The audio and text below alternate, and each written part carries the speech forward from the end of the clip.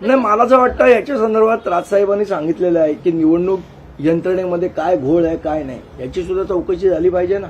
अचानक मतदार कसे वाढले, काय वाढले, साहेबांनी हे सांगितलं होतं. मला असं वाटतं की जी मतं आम्हाला मिळाली ती मतं कुठे मध्ये गायब झाली याचा शोध घेतला पाहिजे. दुसरा एक महत्त्वाचा प्रश्न आहे की खरं तर युतीच्या चर्चा आणि महापालिकेच्या अनुषंगाने जे त्या चर्चा सगळ्याच पक्षाकडे सुरू आहे. तुम्हीही सगळा आढावा घेतलेला आहे. त्याच्यात पुन्हा एकदा काल राजसाहेब जे ते उद्धव ठाकरे यांच्या निवासस्थानी जाऊन जे ते भेट घेतलेली, या भेटीमागचं नेमकं नाही, त्यावेळेला मी नव्हतो तिकडे. सन्मान्य आमचे नांदगावकर साहेब होते, ते त्याच्याबद्दल जास्ती चांगल्या पद्धतीने बोलू शकते. पण ठाकरे बंधू एकत्र येण्याची महायुतीने धास्ती घेतली का?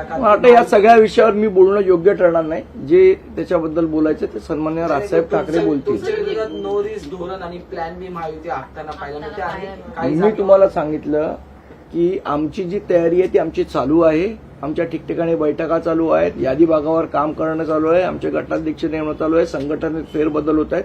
आमच्या पद्धतीने आम्ही महानगरपालिकेची संपूर्ण तयारी करतोय. बाकी युती आघाडी या संदर्भात मी बोलण्यास सक्षम नाही. या संदर्भात सन्मान्य राजसाहेब बोलतील. पण जुलै महिन्यामध्येच दुसऱ्यांदा खरं तर ही भेट झाल्यामुळे तुम्हाला सांगितलं या संदर्भातलं जे बोलायचं आहे ते सन्मान्य राजसाहेब ठाकरे बोलतील. याची आधीची भेट मराठी माणसासाठी होती. मराठी माणसासाठी दोनही पक्ष एकत्र उभे असलेले बघायला मिळाले आणि कालची भेट जर आपण बघितली तर शुभेच्छांसाठी होती. वाढदिवसाच्या शुभेच्छा या पहिल्यांदा दिलेल्या नाही, साहेबांनी नेहमी देतात. पण घरी जाऊन जवळपास बऱ्याच वर्षांनी त्यांनी पहिल्यांदा शुभेच्छा देणं असं दिसून आलं की घरी जाऊन पहिल्यांदा वाढदिवसानिमित्त शुभेच्छा दिल्या. सन्मान्य राजसाहेबांना वाटलं असेल काल शुभेच्छा द्याव्या, त्यांनी ते घेऊन दिले. एक महत्वाचा प्रश्न आहे की कोकाटेंचा राजीनामा अद्याप झालेला नाही. विधान भवनात सभागृहात रम्मी खेळताना पाहायला मिळाले.